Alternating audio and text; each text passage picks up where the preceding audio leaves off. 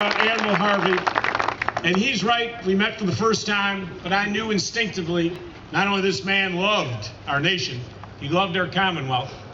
A four-star admiral who had earned his retirement was going to step back up and take on a new duty for his Commonwealth that he loved. And he did it. He had a lot of options in his retirement, and he chose to come back once again to help our great Commonwealth and our great nation. So let's all give a great round of applause to Admiral Harvey for his tremendous service.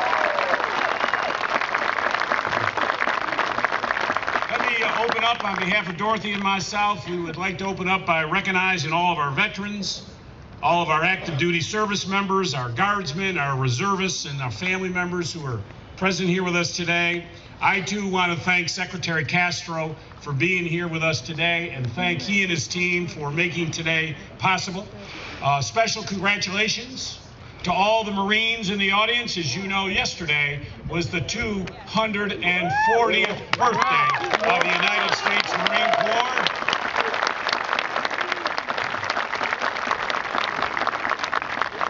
As you know, Virginia is home to nearly 800,000 veterans who have gone above and beyond the citizens' duty to dedicate their lives and their livelihoods to answer when their country has called to defend the freedoms that we all enjoy. The Commonwealth and the nation thank you and thank your families. Every year, as you know, we set aside today as Veterans Day to honor all the men and women who have served our country in uniform. We celebrate veterans from generations past. We welcome a new generation of veterans home from war. And we thank our future veterans who are still serving at home and abroad, for our troops serving around the world today, and to those who are transitioning out of the military. Let me say this, folks, our obligations are just beginning. We have a duty to care for them and their families and to provide them with a gateway to the new Virginia economy. We are proud that thousands who leave the military decide to make their home here in Virginia. The Commonwealth, as you know, we have the fastest growing veteran population in the nation. We have the largest percentage of women veterans and the largest percentage of veterans under the age of 25, and we have the largest number of working veterans per capita in the United States of America. That is a tremendous honor for Virginia. But with that honor comes a tremendous responsibility. I would like to share with you how the Commonwealth, through the great work of Secretary Harvey, the Virginia Department of Veteran Services, and I want to thank Commissioner Newby and his team, and all of our federal, state, and local partners who are working to meet that obligation that we have to our veterans every single day. I would just like to say, in just the past year, when I stood here a year ago, we made a lot of commitments to you. And here we are today, a year later. What have we done?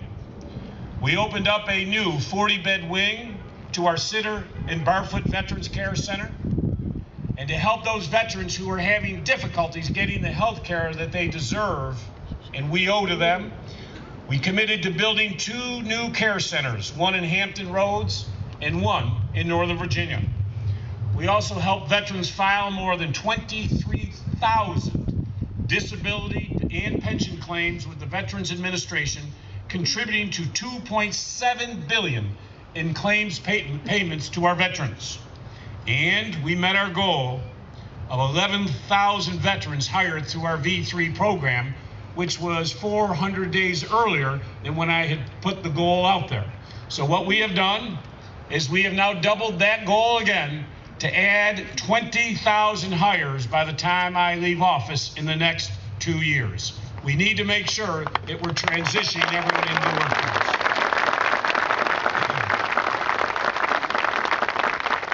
So we're making progress, but I am here today on this Veterans Day to announce what I believe has been the most impressive accomplishment that Virginia, and indeed any state in the United States of America, has made for our nation's veterans in recent times.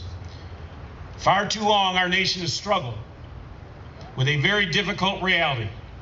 Many of our veterans, the defenders of our country's freedoms, have fallen into society's cracks and have become into poverty and homelessness. The reasons that veterans become homeless are as varied as reasons as anybody. Unemployment challenges, financial stressors from family or health issues, difficulty integrating into society. As President Lincoln said in his second inaugural address, our country and our Commonwealth are duty-bound to care for him who shall have borne the battle. And part of that care includes ensuring that all of our veterans have adequate housing. In June of last year,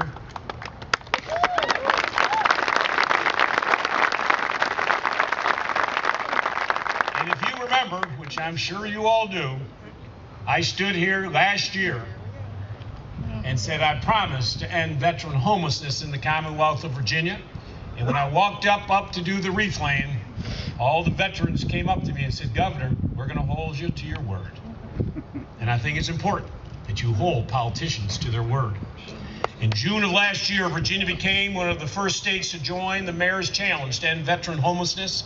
This was a call to action issued by the White House and joined by the Department of Veterans Affairs, HUD, and the United States Interagency Council on Homelessness. I am proud that 20 mayors and county leaders throughout Virginia signed up to assist us with this challenge. From Arlington to Danville, from Harrisonburg to Norfolk, to Richmond and all points in between, Virginia answered that call. So today, I am proud to announce as the 72nd governor of the Commonwealth of Virginia, which no other governor in the nation can announce today, that Virginia is the first state in the United States of America to functionally end homelessness in their state.